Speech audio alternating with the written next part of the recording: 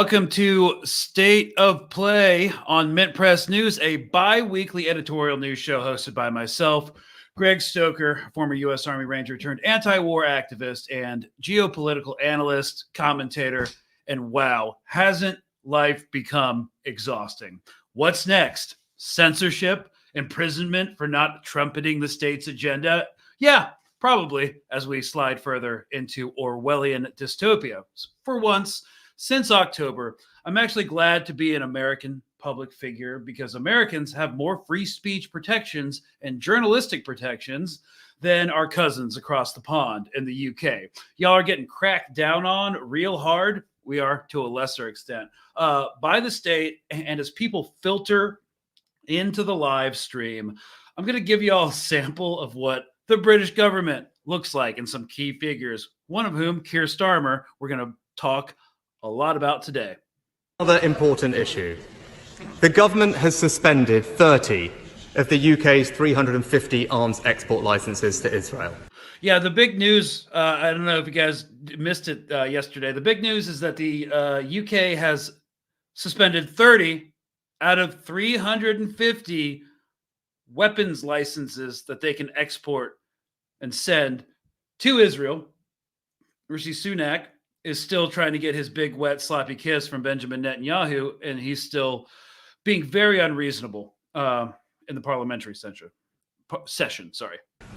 It's a decision that the chief rabbi says beggars belief and will encourage our shared enemies. Can the prime... Yeah, it'll encourage your shared enemies because you've stopped 30 of the 350 weapons arms licenses. Okay. Prime Minister therefore explain how his decision will help to secure the release of the 101 hostages still being held by Hamas.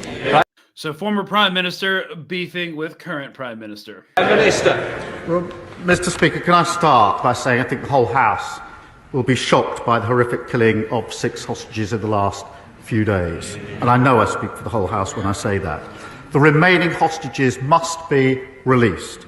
And we need a ceasefire to ensure that that can happen, that aid desperately needed can get into the region, and we can begin the path to a two-state solution. So, he's saying the talking points, two-state solution, which won't work, but it's the framework that Western leaders are prepared to pretend to discuss. At least he recognizes that the only way to get the hostages back is a ceasefire, because as we saw last weekend, there is very little chance that the hostages can be recovered through military action. Now, he asks how we arrived at this decision. He knows very well, because the legal framework is clear. The latest guidance was issued in 2021 under his government. And that means that licenses have to be kept under review, as they were by his government. And I think he probably knows the advice that was given to his government. He understands the framework.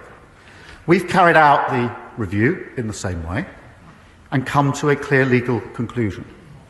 And shared that conclusion, the assessment, with Parliament. We will, of course, continue to stand by Israel's right to self-defence. But it is important that we are a country committed to the international rule of law. Hear, hear. Godspeed, sir. Just because they're not sending...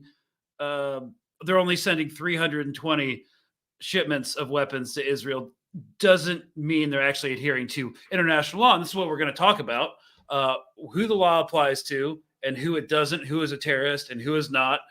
Activists and journalists are now terrorist supporters, and we're going to really drill down on what's happening in England right now. So what Keir Starmer is doing, he's trying to sound reasonable, like upholding whether he wants to or not. He just wants to support Israel so bad, but he's a lawyer and he just can't break the law. So he's having to reluctantly not send 30 licenses overseas.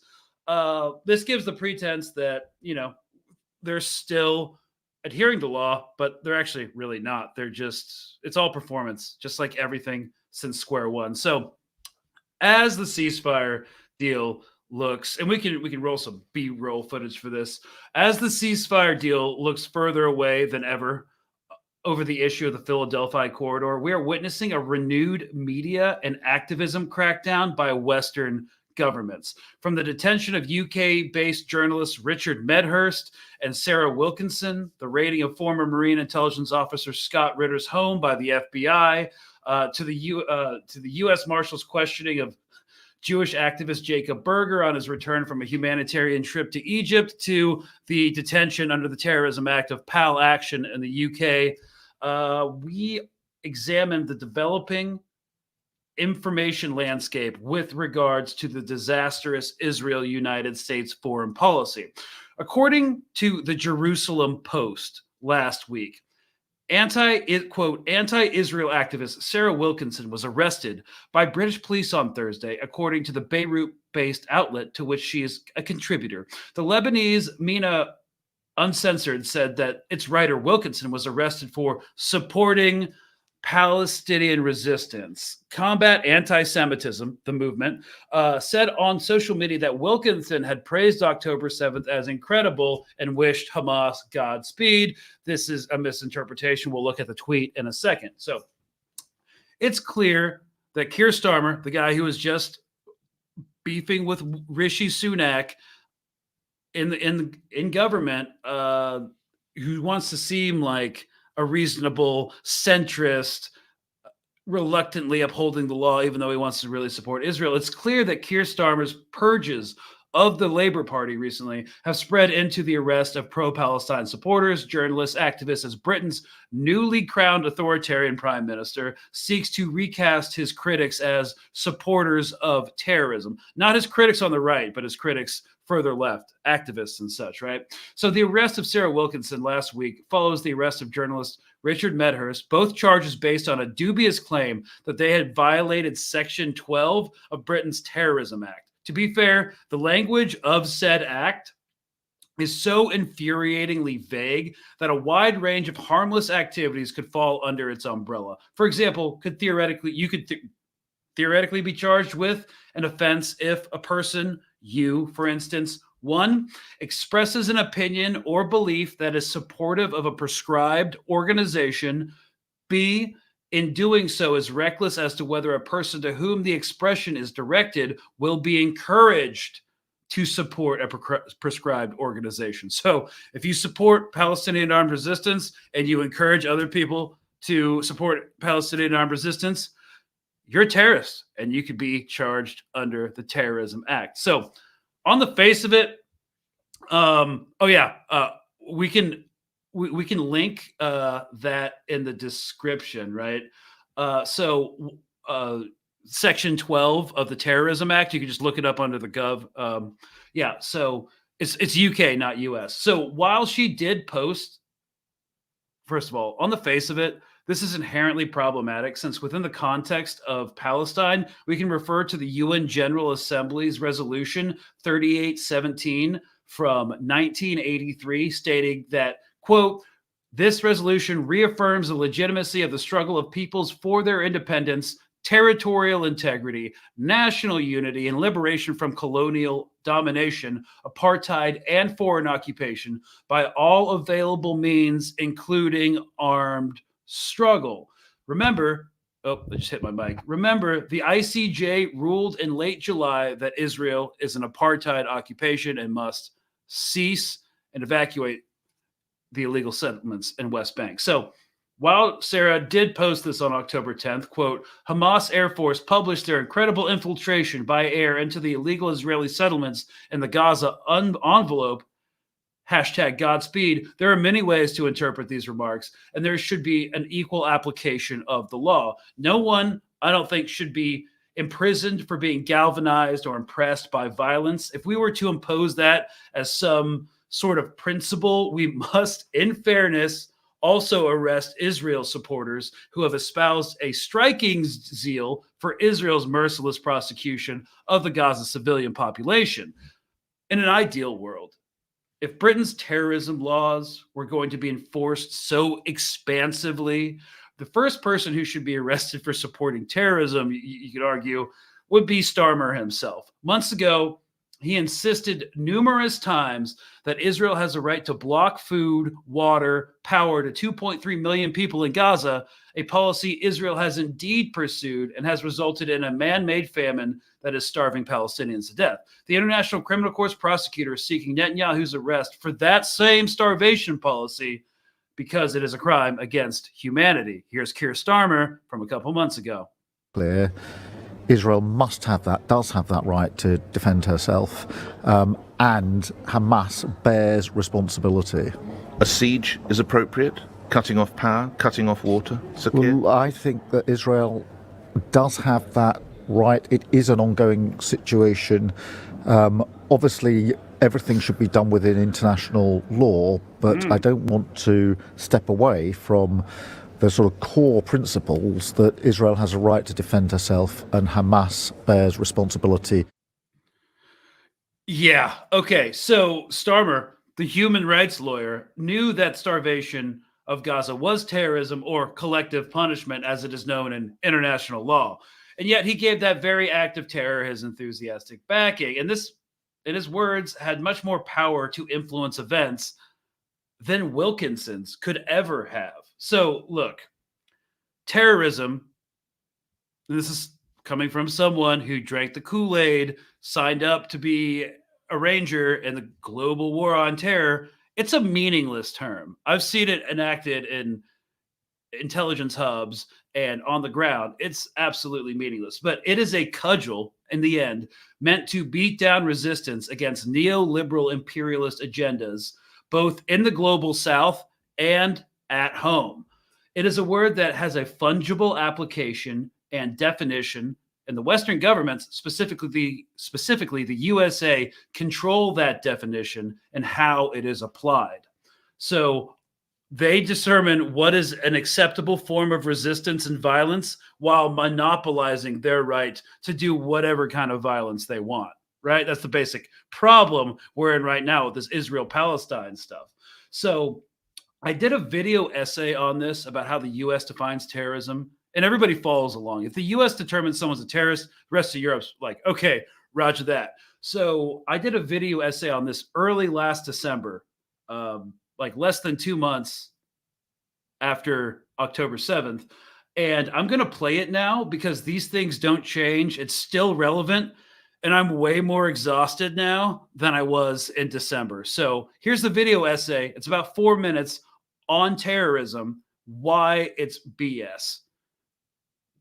Super weird hair day, but I'm still going to do a long essay on terrorism, specifically how it's defined. And if you're busy, I invite you to save it for later because I think it's important and it's also super messed up. One of y'all actually posted this before I got started. Actor versus action-based definition of terrorism. Terrorism isn't terrorism if a state does it. And that is when I stopped studying international relations and started studying philosophy. Totally understand. So the U.S. definition of terrorism, and therefore the definition of terrorism for the entire global north, is entirely twisted. It excludes states. So the IDF can't be a terrorist organization because they're recognized military of a recognized nation state. The Al-Qassam brigades, however, while being the military wing of Hamas, a governmental entity that serves many civilian functions, can be considered a terrorist force since the U.S. does not recognize Palestinian statehood.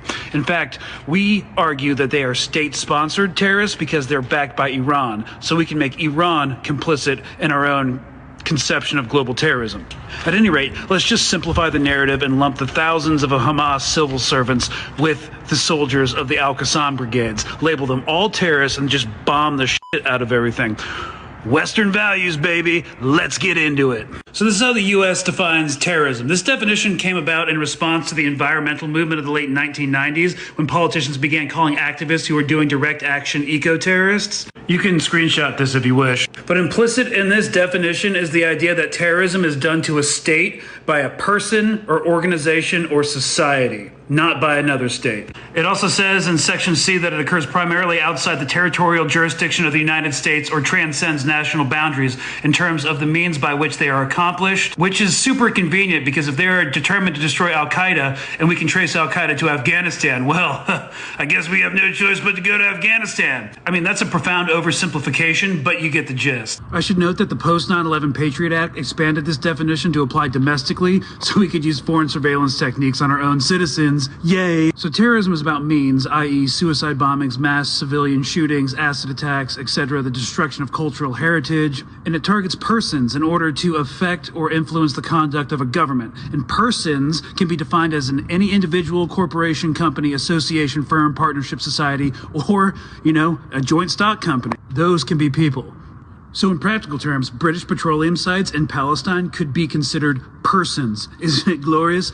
Just to be inescapably clear, the term person means any individual or entity capable of holding legal or beneficial interest in property. So if you attack United States corporate sites in a foreign territory on lease from the local government and with authorization, you can be called a terrorist because you are a non-governmental entity attacking a United States person. But in the end, we decide who terrorists are. For instance, we supplied and funded the Al-Qaeda-affiliated Al-Nusra Front in Syria against the Assad regime, and they were rebel groups fighting against Iranian interests. But when those same groups were absorbed into the Islamic State in Syria, they became terrorists. And again, it's about methods and means. Hamas and Hezbollah no longer use suicide attacks and haven't for years. They don't mass shoot their own people like the IDF did on October 7th. They don't acid attack girls for going to school, but the IDF does drop white phosphorus on civilians. They don't destroy heritage sites like the Islamic State did in Nineveh, but the IDF did bomb ancient churches, mosques, and bulldoze graveyards. So in the end,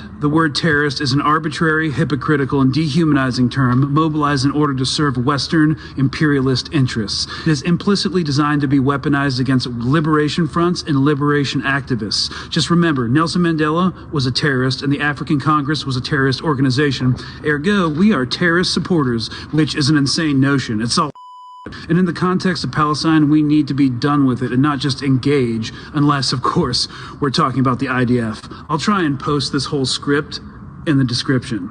And you might be asking yourself, wait a second, if the post 9/11 Patriot Act expanded the definition of international terrorism to domestic terrorism, wouldn't civilian mass shootings be considered an act of terror here? Yeah. What about all the white dudes that shoot up schools? Aren't they terrorists? No, sweetie. They're white. So, yeah, that was my whole terrorism rundown. Bottom line to take away from it is corporations are people, and if you attack them, you're terrorists. And that's why, that's one of the reasons why conceptually, like as an American, if we were, and we'll get into this when we get into the PalAction section, that's why, like, if we were to do property destruction on Elbit systems here in America, we could be charged under a arguably much harder terrorism clause. But we'll get to that. So the hypocrisy and arbitrary nature of the consequences are so readily apparent. Like the ICJ judges have, in the South Africa case, already ruled that Israel is already plausibly committing a genocide. Yet, for all of our vaunted Western values about democracy and upholding international law, Wilkinson faces up to 14 years in jail for supposedly supporting a prescribed organization. Hamas. The government has decided that's a prescribed organization.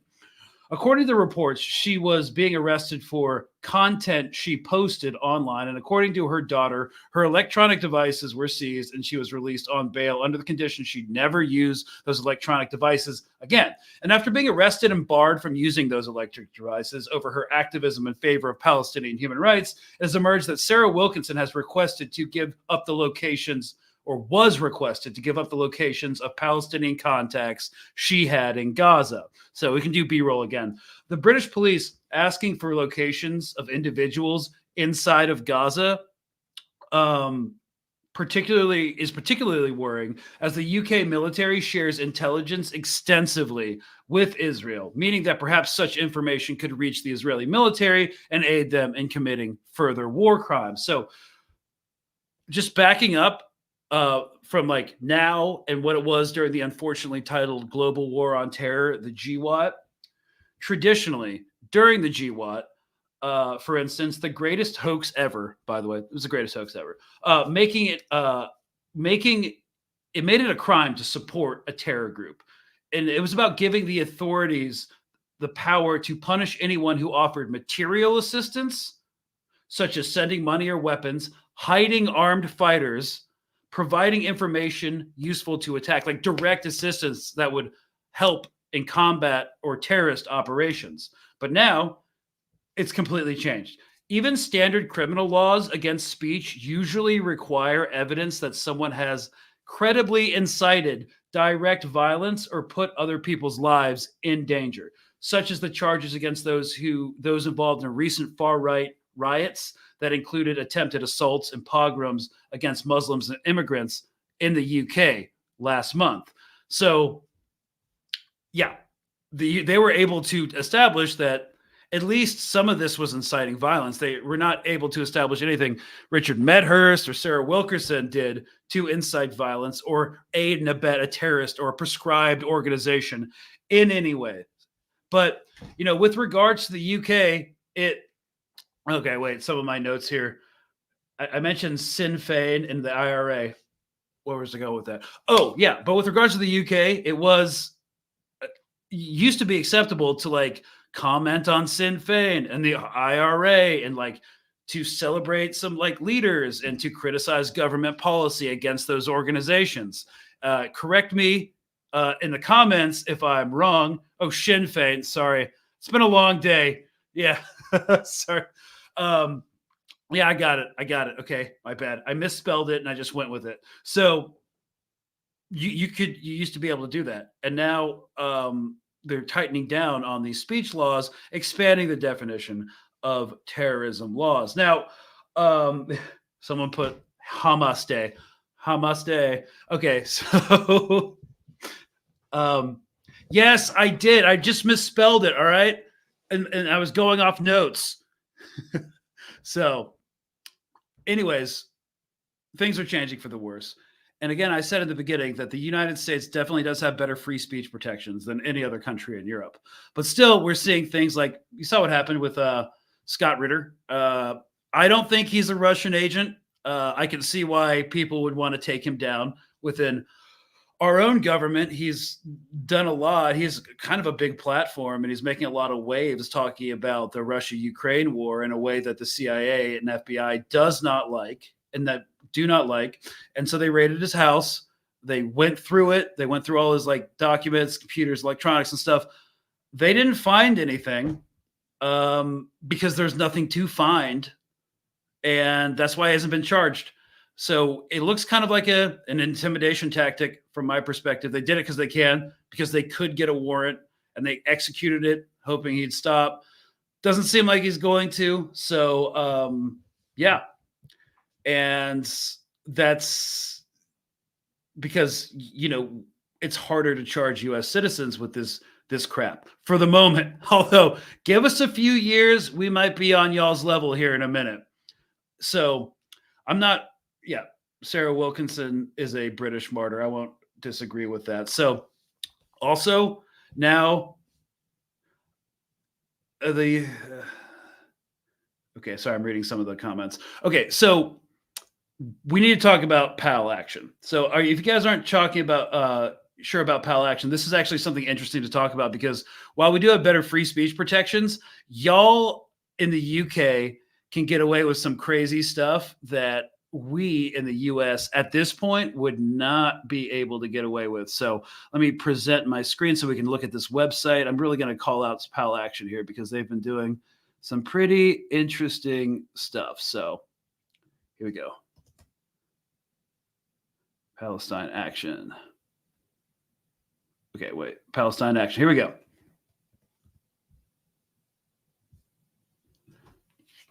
All right, so this is their entire platform. Shut the Elbit down. They're really honing in on Elbit systems. Obviously, they should. We should too. So take direct action against Israel's arms trade in Britain. This doesn't have a U.S. chapter, so they're pretty well organized. They have direct training actions. This is something we should look into. So what we're looking at right now is what you can do is go to the website. If you want to support, you can do that. If you just want to look it up, we've got trials, all upcoming trials for the people arrested for property destruction of these arms hearings. Now, so I wanted to talk briefly about the Filton 10 plea hearing. So these are the people who did it. There's 10 people involved in the action.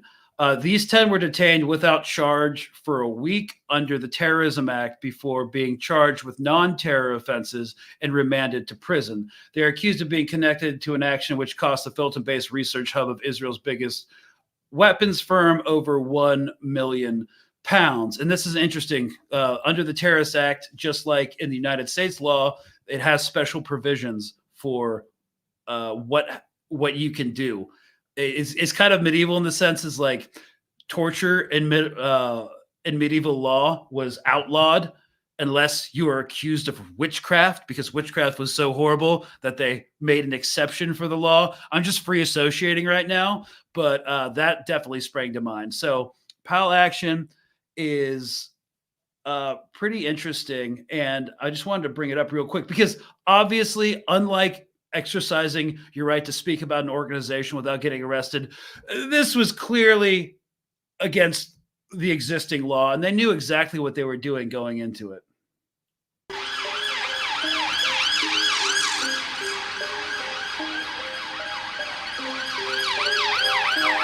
Palestine will be free! Free Palestine! Free! We will not stop until the genocide is over! It's Phil here from Declassified. Behind me is the offices of a PR firm which represents Israel's largest arms company, Elbit Systems. And this morning, 3 activists from the group Palestine Action have sprayed the front of the offices with red paint and blocked the entrance. One of them has been arrested so far. The other 2 are locked onto a tube that the police can't lift. So they're waiting for specialist officers. This PR firm, it's called APCO Worldwide. Its staff include Lord Stuart Pollack, who was the director of Conservative Friends of Israel for 20 years before David Cameron put him in the House of Lords to continue to speak up for Israel. And we know that also Conservative Friends of Israel is an organisation that Elbit has tried to use in some ways to advance its interests in the UK. Also, people who've been on Conservative Friends of Israel trips to the Middle East, some of those trips have included visits to Elbit offices and headquarters there. Elbit, of course, is making many of the drones that the Israeli military is using to attack Gaza and has long been a target of this group, Palestine Action. I think what's significant about the protest behind me today is that it's targeting one of Elbit's PR firms. And actually, this company, APCO Worldwide, it bought Stuart Pollack's smaller PR firm several years ago. Stuart Pollack had Elbit as one of his clients, and obviously now the larger PR firm is representing them as well. So that is explains the choice of target, I believe, for Palestine Action this morning. Like I say, 3 women have blocked the offices, and one of them has been carried away into a police van in handcuffs. The other 2 are still there on the floor. This started about 7:45 this morning. It's now 8:30. It's been going on for 45 minutes. The police have set up this quite vast cordon. So we're on the Strand in central London. There are 2 police cars parked on the pavements with police tape cordoning off quite a large area of the pavement, just up from Trafalgar Square, to give you a sense of where we are. So this is what's been happening this morning. And as you know, if you follow this channel, Palestine Action has been doing a whole series of protests, direct action, they call it, across the country. And this comes, of course, as yesterday, the Foreign Secretary David Lammy announced that Britain was finally suspending just 30 out of its 350 arms export licenses to Israel. Yep.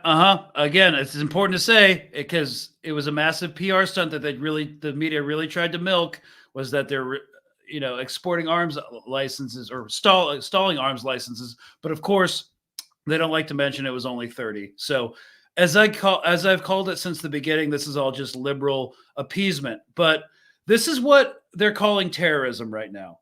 Work with Elbit. They are not animals, they are people, and considering them that way, treating them like they're nothing but ants, it's disgusting. And anyone who supports that is disgusting. And you can hide behind your cauldrons, hide behind your money, but we will find you. MBDA missile systems. Oh, guys, Oh yeah? I've got some Elbit stuff. Oh yeah, destroy it. There you go. Shut Elbit down! Shut Elbit down! We've got Elbit radio screens here. Oh, this is Leonardo. Stop arming Israel! Stop harming Elbit!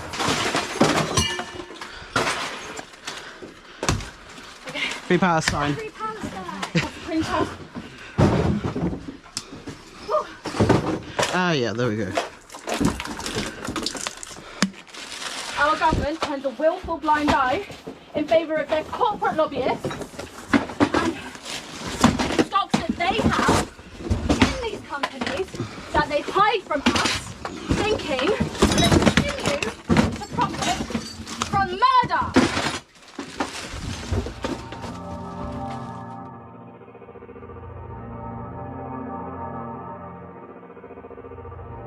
Gaza, Gaza, don't you cry! We will never let you die!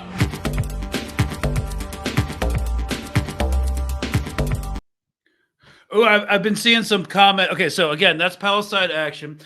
Definitely couldn't do that in the U.S. You would not have as much time to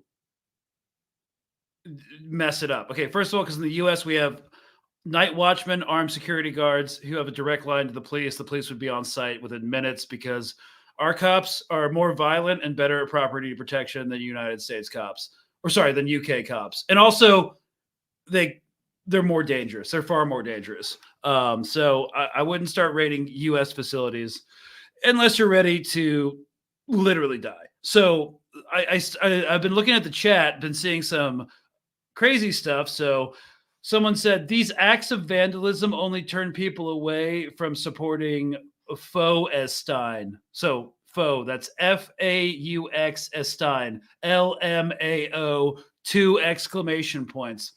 Okay, buddy. Name one right that you have that hasn't been won through property destruction. I mean, the entire chat will literally wait. Just name one right that you have. Just one. I don't know what country you're from, but yeah. The bottom line is we're talking about law, right? And considering vandalism and property destruction, terrorism is insane. And it actually, well, I mean, you know who it affects? It affects the top 0.1% who not all Marxist Leninists, but who own the means of production. That's it. But people get laid off. Yeah, I mean, that's not the part of the vandals trying to stop a genocide, though. If the people who own the company really cared, instead of doing layoffs, they'd eat payroll and just keep, they'd actually care about their employees and workers. But anyways, that's the entire system. Did someone figure out yet what a single right they have that? Oh, okay. Yes. The troll in the comments says one right that hasn't been won through property destruction is the right to be called by your proper pronouns. That's not a right. That's just courtesy.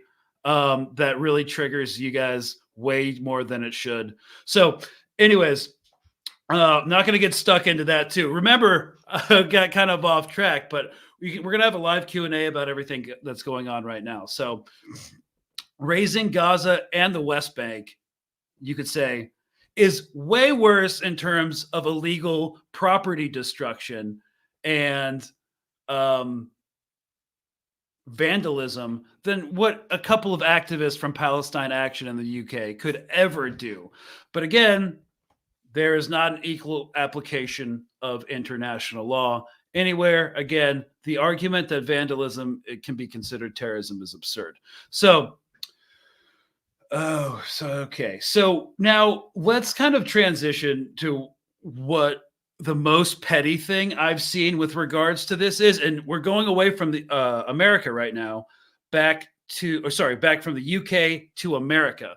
Again, we have a little bit more protections, but they can still pull some shenanigans like law enforcement, especially coming in from another country.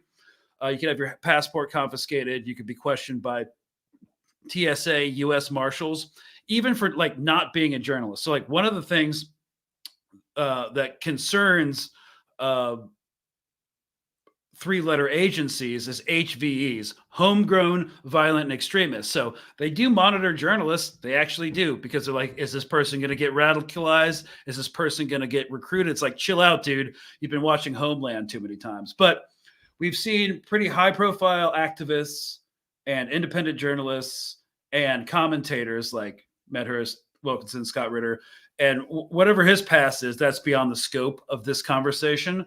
But something really petty that happened was, some of you may know him. He's a Jewish anti-Zionist activist.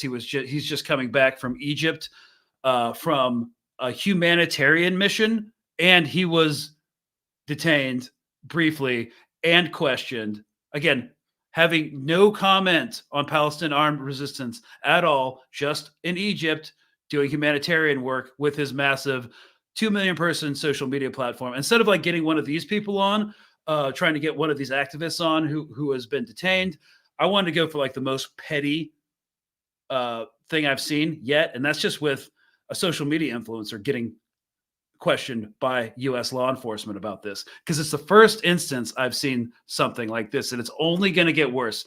So this is a quick 6-minute interview, and I think it's really telling. So Jacob Berger again. All right. So real quick, we are joined by Jewish pro-Palestine, generally anti-war activist Jacob Berger, and I wanted to bring him on here because of this media information activism crackdown that we're seeing in the US and the UK. Thank you so much for coming on, Jacob. Oh, thanks for having me on, Greg. Always a pleasure. All right. So first of all, you just got back from Egypt. What were you doing there? Yeah, I was out in Egypt, in Cairo, with a charity called Isa Inspires, and working with other charities on the ground, and we were basically helping out refugees from Gaza who are there now. There's thousands of families and people, providing them with rental assistance, food, clothing, medical treatment, just various things to, humanize them, to give them some type of life and some type of step up, now that they're here in Cairo, to give them some type of humanity. Yeah, and so you were using your cross-platform social media presence, which has like 101.5 million people. Well, I got to kind of spread the 1.7 million on TikTok, and I got 670 something thousand. And a big part of what I was doing out there was obviously the primary thing was to help out the people of Gaza that were there. But quickly I learned that my other mission out there was to break down all of the bullshit narrative that we've been taught in the West, that Muslims are scary or that it's scary to be in a Muslim country. Total bullshit. I was walking around with my Star of David. No one gave me any problems. So part of my mission, and I am going back to Egypt in a few weeks, is to really just sort of build bridges and build relationships and show that like we're all in this together and that we all hate Israel. Right. And while you were there, I went through your social media. I didn't see any like pro-resistance, yay Hamas messaging. In fact, I'm gonna play for the audience one of your videos that you posted. Very innocuous, very TikTok-y and non-threatening at all. Yeah, it's right. when you're a New Yorker and you like meet. Yeah, when New Yorkers run into each other in a Muslim country. Right, like, right. Salam. Alaikum salam. Yeah, but wait, you in Brooklyn? Yo, big Brooklyn in the spot. Yo, what are you doing out? Yo, where can I get chopped cheese at? Where can I get chopped cheese? Oh, come on. You dead ass, ma? All right, dead ass, ma. All right, Habibti, I'll see you later. That's what's up. You already know. Salam, sister. Alhamdulillah. Yeah, so she's from Brooklyn. She's from New York also, but she's out there doing volunteer work as well, helping out people of Gaza and stuff. And, just content like that, lighthearted stuff to help build the bridges. Super threatening terrorist stuff, man. I mean, I do like how you mentioned a chopped cheese. I'm going to be back in New York later this month, as I told you, for the Netanyahu protest. Yes, but sir.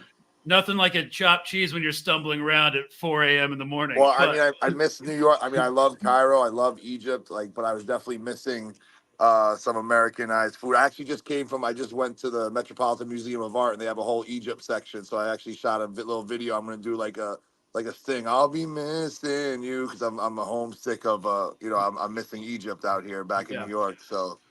So that's what you were doing over there. Can you tell us what happened when you landed back in New York at John F. Kennedy International sure. Airport. So I had no problems on the Egyptian side. I got on the plane. There was no problems, no nothing. Then when I landed and I'm going through, the line to go through customs and stuff, there's a lot of people. Funny enough, there was a guy who punched an Egyptian guy who punched another Egyptian guy, and they brought them out of line. I ended up seeing them at the turnstile at the baggage claim after, and they were friends. It was really funny. But out of nowhere, I'm waiting on the line probably like 20 minutes. Then this agent comes up to me. He's like, "Can you please step out of line, sir?" I'm like, "Hey, what's going on?" And he's just like, "Oh, what brought you to Egypt?" I was like, "Oh, I was here doing charity work, helping out people." He's like, "Okay, can you come in the back with me?" So he just starts kind of peppering me with questions. It's, just, why are you there? Who are you with? Where did you go from here? And he was a US Marshal, or was he TSA? I believe so. Yeah, I'd have to. They brought me into the back office and stuff, into a one-on-one into his office, and basically, so he's asking me these questions, and I'm like, "Yeah, I don't know if you know who I am." I mean, obviously, he acted like he didn't know who I was, but let's be for real. They didn't just pick me out random, like that, So he's pretending like he doesn't know who I am, and I'm like, honestly, everything's on there. And then all of a sudden, he asked me, he's like, "Oh, with all this, do you support Hamas?" I'm like, "I beg your pardon." He's like, "Are you with everything going on? You support Hamas?" I'm like, "Honestly, officer, with all due respect, I've been nothing but forthright and open with you. I've shared what I'm doing. I'm on social media. I find this line of questioning extremely offensive. Please move on. If there's nothing else, then I would like to leave." And he was like, "Okay, give me a minute." He went in the back for a few minutes, gave me my passport, and then I was on my way. But, it was just an intimidation tactic, pretty much. Like I think I discussed with you, because I called Greg as soon as it happened. I was like, "Hey, Greg, what do I do here? What's going on?" And, I mean, maybe you want to expand on it, Greg, what you think they were doing there with me. Well, I mean, bottom line is as I said, like months ago, we're on lists. We look at Richard Medhurst, who was detained in the UK, the activist Sarah Wilkinson, also based out of the UK, was detained for an extended period of time. They're threatening to charge people under the Terrorism Act. And that is the UK, right? We have greater protections in terms of personal freedom and free speech in the United States than they have, but they can still do this to U.S. citizens, and it's only going to get worse. So we are on a list. We are literally on a watch list.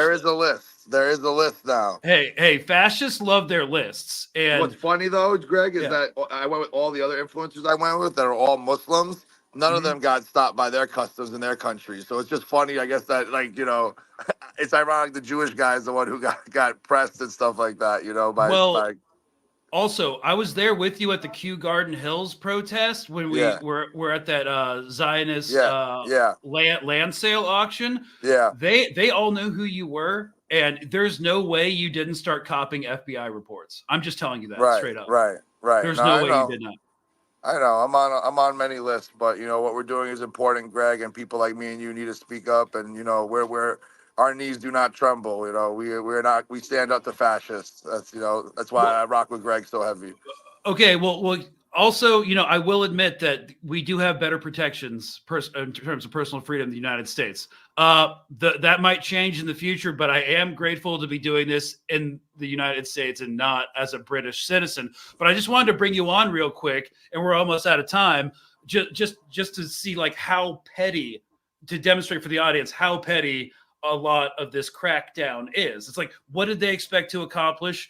You didn't do anything illegal. You're not actually a journalist. You don't have contacts in prescribed organizations like other journalists do. So it's just it's so petty. Yeah, it was just to intimidate me. We know what it is. Honestly, I literally posted my whole journey on social media. I go live all the time. I post the content. It's very disingenuous for them to act like they don't know. Let's be for real. They know where I'm at. They just want to see if I slip up in anything, which there's nothing to slip up about because I'm out here doing good work for the people. I'm not getting involved in the politics of it, Yeah. All right. Well, thank you so much for coming on. I just wanted your personal testimony because this episode we're talking about high-level journalists getting detained and all the way down to just people on social media trying to raise money. What are you trying to say, Greg? You trying to say I'm at the bottom? Greg, no, you've got Instagram. No, can you clip this for me when you're done editing it so I can put it on Instagram? Can you I appreciate you, brother. Yeah, thanks, man. All right. Take care. Take care. Bye-bye. Yep, coming for us all. So, every facet of society, we're looking at this media crackdown, and it's easy to dismiss, right? It's like, oh, this is just this one issue. After a ceasefire happens, it'll stop. Everyone's going to chill down. All the law enforcement, all the surveillance, all the politicians, everything will go back to normal. Nothing's going back to normal. Okay, there's been a steady increase of authoritarian tendencies since the global war on terror. Not only did 9/11 ruin country music in like 5 different countries, we saw a rise in authoritarianism, surveillance, the national security state at home. And this conflict's only going to exacerbate it because it gives them more and more excuse to do what they already want to do. So it is getting worse, and that gets into voting, which in the United States and UK, which I'm not going to get into. You guys have like 2 more minutes to put in questions. We could talk about just about anything. Let's keep it to Israel, Palestine, and the domestic security state in the US and UK. But yeah, so this is the new normal. It's going to get worse before it gets worse.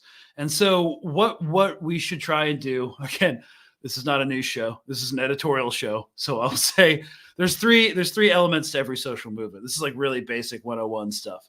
There's agitation, so protest, destroying like Elbit systems, because like it annoys people, right? People don't understand it, but it's a method of agitation, and that opens up a gateway to be like, hey, this may seem crazy to you, but if you want to hear us out for a second, here's why we're doing this. So agitation, get people's attention, education, actually start teaching. And this takes a long time, right? And then after they're educated, you organize. So again, I sound like a broken record bringing this up, but we're coming up on a year of this genocide, this campaign of ethnic cleansing. I'm surprised it went on this long because it's insane, and it doesn't bode well for the long-term survivability of the Israeli state. But here we are, almost 1 month out from when it began. To say it began on October 7th is absurd, but when the massive hostilities began, we're almost at the year mark, and it's not going to stop on October 7th. It's going to keep going beyond that. There are no red lines. The ceasefire deal is further away now than it ever has been. There is no intention of the Israeli government, and now a more hardline Yahya Sinwar, to compromise or to come to a ceasefire agreement. Obviously, the biggest barrier is Netanyahu, his political survival in the far right, but also both parties are not really wanting to work with each other. And also the U.S. is kind of pulling out of its brokerage position because I don't think they can actually force a ceasefire at all. So welcome to the USSA. So that's where we're at right now. And they are going to keep using this excuse to drill down on national security, and that's going to be silencing voices. So over the next couple of years, it's going to get worse and worse and worse. And so what we have to do is all these people, all these like liberals, these centrists, they have to be motivated to care through their own selfish interests. So if they see that the police state is actually affecting them, maybe they might start doing it. But honestly, things aren't bad enough yet to get the centrists to care at all. So yeah, I think we are now into the live Q&A session. Well, okay. So, okay, we did these acts of vandalism only turn people away from supporting folks. Yeah. Okay. He couldn't give a satisfactory answer to why one of his actual rights and civil liberties that has not been won through property destruction. Hey guys, remember, the feudal system ended because the peasants asked nicely. So, sorry, the serfs. Okay, why does he have to help and not the Egyptian government? The Egyptian government doesn't approve of any of people coming out of Gaza because they're generally smuggled, and it's an illegal operation. And if they're not getting a cut, they don't like it. And if they are getting a cut, they don't want anybody to know about it. And also, Egypt, despite it being a Muslim country, the government is mercenary and compromised and indebted half a world away to the IMF and World Bank. So literally, to remain solvent, they have to do what we tell them. So they've actually increased imports 3%. 3 times, 3x to Israel since this thing began. So you're not going to get any help from the Egyptian government. They are part of the ceasefire brokering process, but as neutral territory. They're not really neutral territory. They lean more towards an alliance with the West, I would say, than an alliance towards the Palestinian cause. Obviously. So, okay, here we go. Nico H, when is this protest? Okay, so earlier in the episode, I said when I was talking to Jake, I was like, oh yeah, I'll be in New York later in the month. Specifically, there is a protest as it stands right now in Manhattan on September 27th. That's a Friday, I believe. I'll have to double check that. October 27th, Friday. Benjamin Netanyahu is speaking in front of the United Nations in New York. And so that is the next big action in America. So I'm going to go down there with like Veterans for Peace and About Face, the anti-war vet organizations. I'm unaffiliated, but I try to rally the proverbial troops. So I'll be there.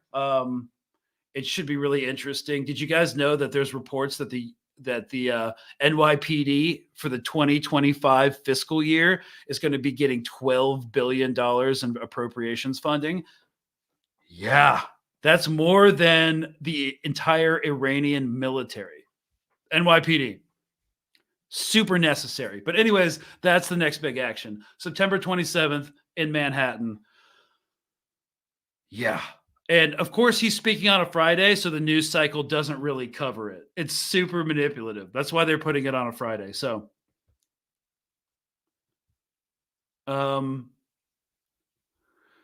here we go.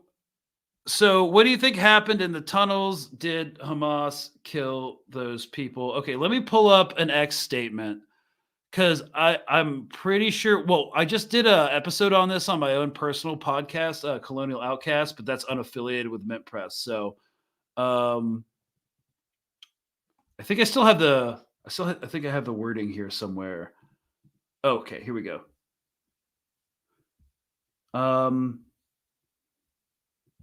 Where is it?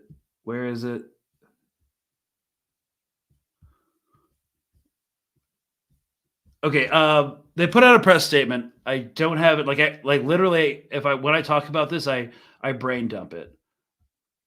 So they said they've changed their TTPs and SOPs regarding the hostages. Now, in order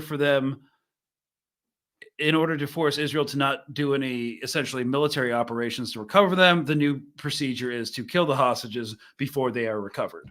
So I'm pretty sure they didn't necessarily claim responsibility, but it seems that they've instituted a new policy.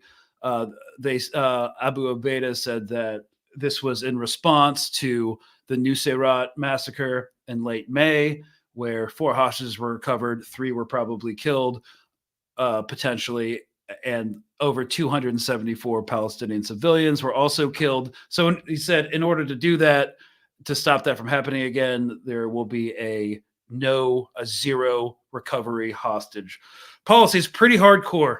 I understand the decision making behind it, but it's also bad for PR. But this is beyond the scope of this episode. So I'm not sure I can advertise my own thing on here, but we did a whole episode on that. So I try to avoid Heathrow Airport specifically because of this law. Have been for a while, just on principle. I reckon others should too. I assume you're referring to the law of the terrorism thing where they can just detain you.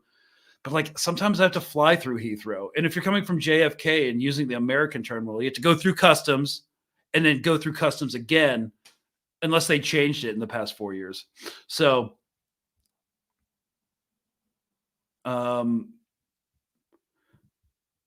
talk about boycotting. It is work. Yeah, it is working. Normalizing boycotting is great. Also, guys, remember, part of boycotting isn't just you personally not boycotting. It's also educating people about boycotting and why it's working. And you can make, it's easy to reference. It's easy to give people examples of how boycotts are working. Just look at Starbucks, look at McDonald's, look at any number of companies that we've looked at that are on the list, and they're all suffering. And when it comes to margins in the business world, even if they're not huge, if they aren't growing every quarter, because this is capitalism, there needs to be constant growth.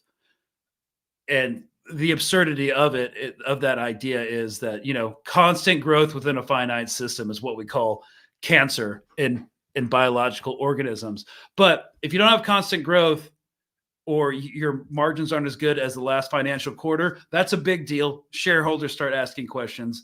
People start getting nervous. So these things happen over time incrementally, and they take a long time. Look at South Africa. Like, people were boycotting, divested. They were boycotted from the Olympics since like the 60s. And, again, these things take time. So I think when we talk about boycotting, it's more about do what you can in your personal life and your own personal sphere of influence, like educate people, right? Education's a big part of it. It's not just, I did this, I'm doing my job. No, you got to spread the word. So nobody knows how long before Israel reaches a tipping point. You could argue that they've already reached and passed a tipping point, because they will never recover from this. This is what every analyst agrees on.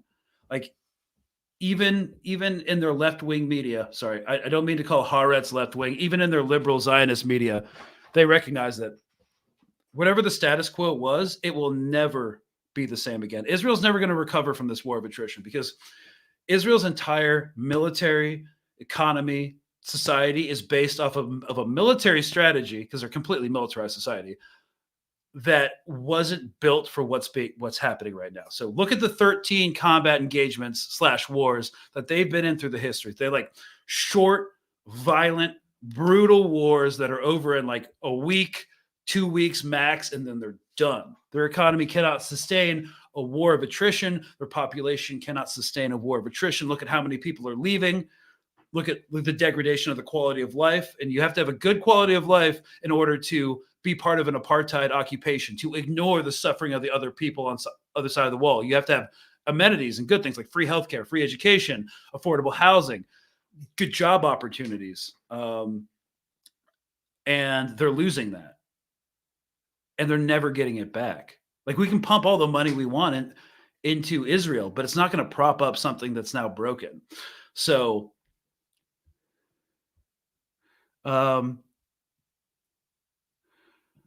hey, it's possible Department of Homeland Security meeting with my workplace. I'll let you know if I'm the lowest rung imaginable getting a visit.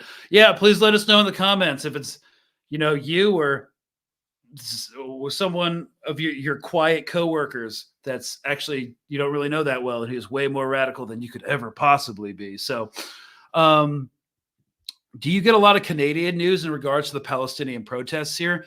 I actually don't. Unless something actually happens in Canada, like big, our media doesn't cover it, and I do not follow local Canadian news. I follow British, Egyptian, Iranian, French, German, Ukrainian, and Russian. So those are my regular things that Israeli, ton of Israeli stuff. But aside from that, yeah, Canada is not on my usual list. So, can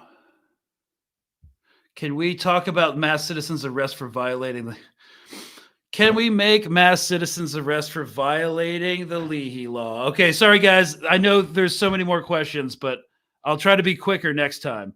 Can we make mass citizens arrest for violating the Leahy law? So the Leahy law is an American law that says if a country or a government is in danger of committing human rights violations, we cannot send them arms. It's like a really basic law. We ignore it when it comes to Israel completely. We also ignore it when it comes to Ukraine. But yeah, can we do a mass citizens arrest? Well, Benjamin Netanyahu is not subject to the Leahy law, but other people in the State Department are. So that's actually that's an interesting idea.